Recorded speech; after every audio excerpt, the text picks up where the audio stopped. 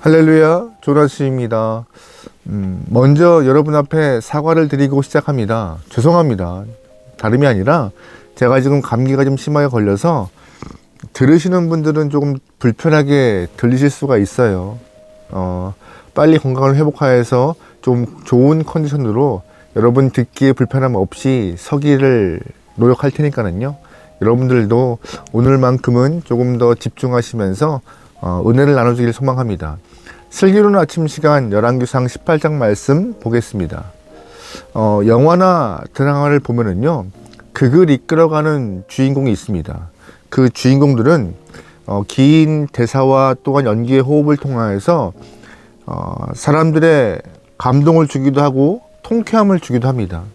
많은 사람들은 그 주인공의 연기에 환호하고 또한 그들의 이름과 그의 삶을 주목하는 경우가 많죠. 그에 반해 주인공을 돕는 조연들이 영화나 드라마에 많이 등장합니다.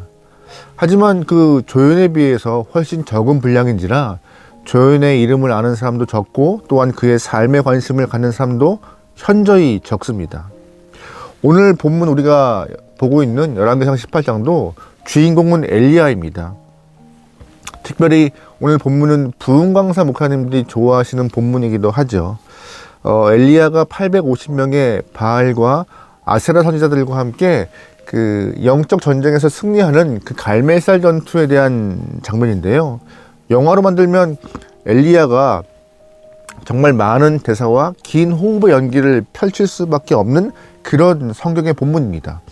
그런데 오늘은 제가 여러분과 이 열왕기상 18장 말씀을 통하여서 우리가 익히 알고 있는 엘리야를 보는 것이 아니라 오바댜 하는 사람을 좀 보려고 합니다. 여러분 좀 오바댜 기억하세요? 본문에서 오바댜를 기억하시는 분은 많이 없을 거예요. 그만큼 자주 등장하는 영혼도 아니고 길게 등장하는 사람들도 아니에요. 하지만 분명 오늘 본문에서 18장에 있는 그 본문에서 오바댜는 조연이지만 그의 삶을 통하여서 우리에게 도전과 우리의 삶에 메시지를 주는 부분이기 때문에 지금 나누려고 합니다. 우리가 익히 알고 있는 그 구약 성경의 오바댜, 그 오바댜가 오늘 본문에 있는 오바댜가 아닙니다. 오늘 본문의 오바댜는 아합 왕궁에서 큰일을 담당했던 인물인데요. 지금에 말하면은 비서실장 같은 그런 위치의 사람이에요. 그런데 이런 성경 전체에서 정말 스펙타클한 사건 중 하나인 오늘 본문에 하나님은 오바댜를 앞에 배치하시면서 우리에게 허락하시는 그 메시지와 은혜가 있음을 오늘 그래서 그 은혜를 통하여서 삶에 좀 도전받기를 소망하는 마음으로 말씀을 좀 전하려고 합니다. 오바댜가 살고 있던 그 시대는요, 심각한 영적인 암흑 시대였어요. 북이스라엘의 악한 왕 아합과 악녀 같은 그의 부인 이세벨이 우상 숭배를 주장하였고 또한 당시에 하나님의 선지자들을 다 잡아서 죽이는 악한 모습을 끊임없이 반복했던 그런 시대였습니다. 사람은 환경의 지배를 받을 수밖에 없는 상황인데 하지만 오바댜는 그런 환경을 잘 이겨내어서 오늘 본문에 그의 이름을 드러내고 있습니다. 그렇다면 본문에서 말하고 있는 그의 모습은 우리에게 어떻게 도전을 주고 있을까요? 첫 번째, 사악한 환경이지만 믿음과 신앙을 지켰다고 우리는 본문에서 알 수 있습니다. 3절 말씀입니다. 아합이 왕궁 맡은 자 오바댜를 불렀으니 이 오바댜는 여호와를 지극히 경외하는 자라. 이세벨이 여호와의 선지자들을 멸할 때에 오바댜가 선지자 100명을 가지고 50명씩 굴에 숨기고 떡과 물을 먹였더라. 아멘. 오바댜는 가장 사악한 왕, 북이스라엘에 가장 사악했던 아합 때 활동했던 그 인물로서 왕 곁에서 왕궁의 일을 돌보는 영혼이었어요. 그럼에도 하나님을 경외하는 자라고 또한 지극히 경외하고 있다고 본문은 말하고 있습니다. 그 지극히 경외하는 모습이 어떻게 드러나요? 하나님의 선지자 100명을 50명씩 갈라서 굴에 숨기고 3년이 넘게 그들에게 떡과 물을 제공하여서 그들의 삶을 이어가게 허락합니다. 오바댜의 모습이 그렇게 강하게 드러나요. 내일 보겠지만 열왕기상 19장 말씀에서 하나님이 엘리야에게 바알에게 무릎 꿇지 않은 자 7,000명이 남아있다라고 말씀하실 때 그 7,000명 중에 100명을 이 오바댜가 오늘 본문에서 담당하고 있던 것이었습니다. 하나님의 선지자를 무참히 학살했던 그 시절, 또한 엘리야마저 죽이려고 아합 왕이 눈에 불을 켜고 있던 그 시절에 오바댜는 하나님의 사람들을 지키고 하나님을 경외하며 그의 삶을 이끌어가고 있습니다. 위험천만한 상황이었죠. 하지만 그는 염려하지 않았던 것 같아요. 아니, 염려했겠죠. 갈등했겠죠. 매 순간 갈등하고 수많은 것들을 곱씹어 생각했을 것입니다. 하지만 신앙 앞에서 그의 갈등과 고민은 큰 문제가 아니었던 것 같아요. 위험천만한 상황이지만 믿음 앞에서 그 위험천만함은 이겨낼 수 있는, 그냥 넘어갈 수 있는 문제였다고 오바댜는 생각했던 것 같습니다.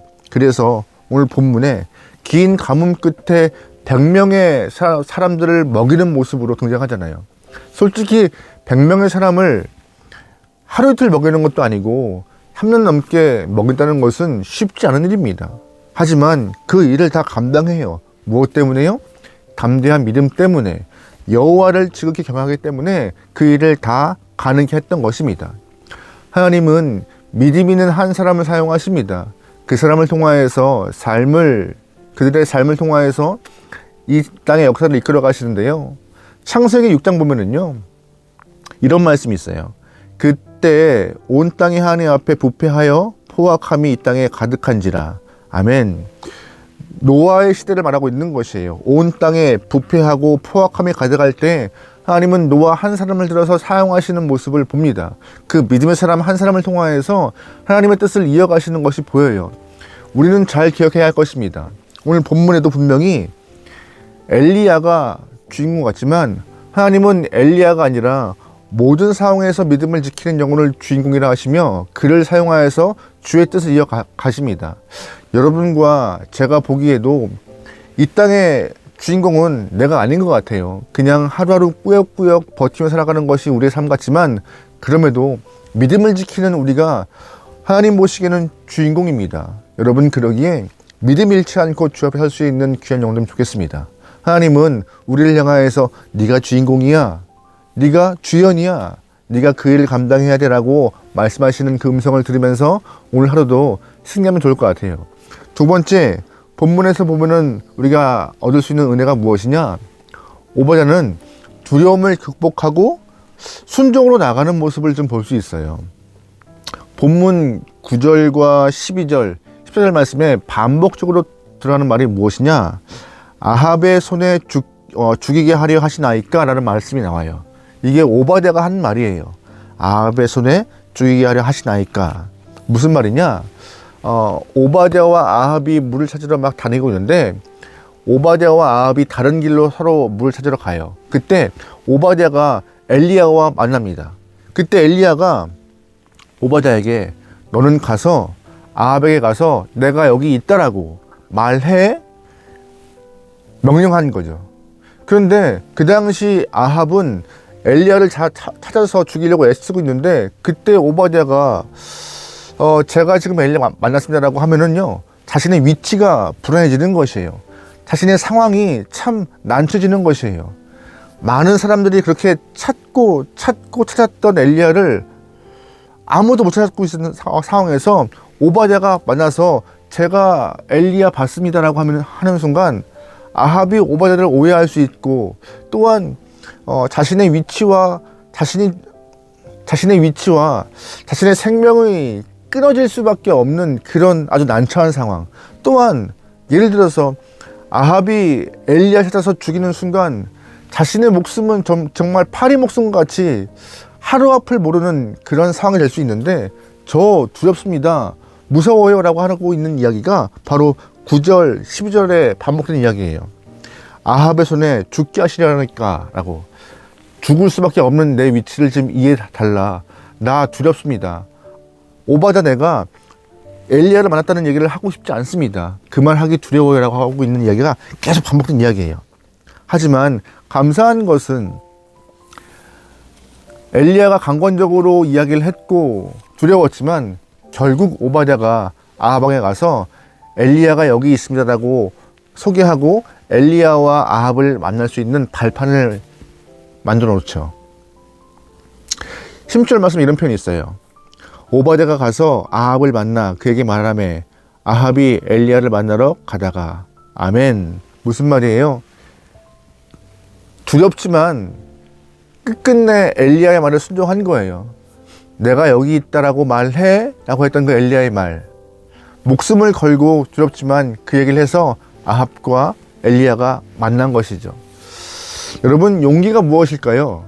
용기는요, 두려움이 없는 상태가 아니고요, 두려움이 있지만 그것을 극복하는 것이 용기입니다.